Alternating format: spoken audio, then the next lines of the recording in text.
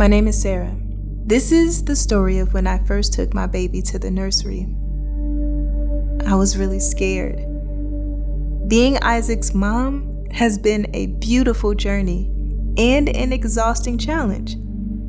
I adore my little boy, and his kindness towards others amazes me. But there are moments when the weight of this responsibility feels completely overwhelming. I feel so alone sometimes, it's scary.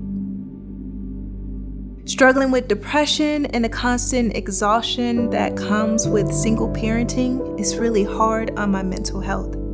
I need to find a more stable job and focus on self-care so I can be the best mom I can. What kind of parent needs to ask a stranger to help take care of their child? I'm trying not to beat myself up because I hear phrases like, "It takes a village," but I always thought it was someone else who needed that, not me. As I spoke, I couldn't help but cry. For the first time ever, I shared how truly alone I feel. It is so scary to know that you're solely responsible for a child. When I was 7, my mom couldn't take care of me. She was a single mom too, but it was too much for her, and I ended up living with a family in foster care. I'm committed to providing my child with all the things I didn't have growing up. I want him to have it better than I did. I want to do everything that I can to make sure Isaac doesn't have to live anywhere but with me. I am his mom. I want to be his mom. I know that I need other caring adults in our lives to make that happen.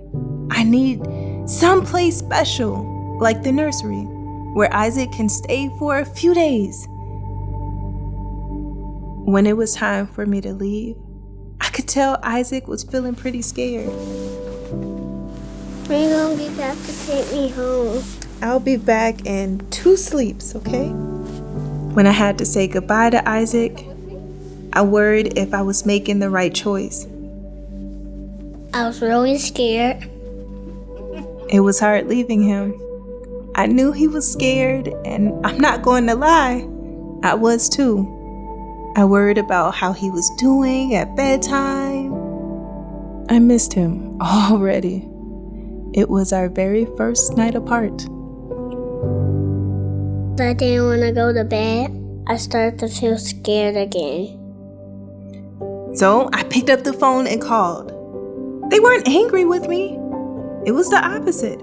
His teacher told me about his day, what he ate for dinner, and shared that he was wearing dino jammies and reading bedtime stories in his room. That sounds just like Isaac. I felt a wave of nervous relief wash over me when I got off that phone. I sat on the edge of the chair and just cried for a while. Then I started to take care of myself. I slept, I saw my doctor, and made a plan to help with the depression. I had a job interview, and I even went grocery shopping. When I went back to pick Isaac up, I was so happy to see him, I almost cried. I got to tell him that I got the new job. Now I'm one step closer to keeping my promise to Isaac that we will always be a family, and I know I have a partner in the nursery to help me keep that promise.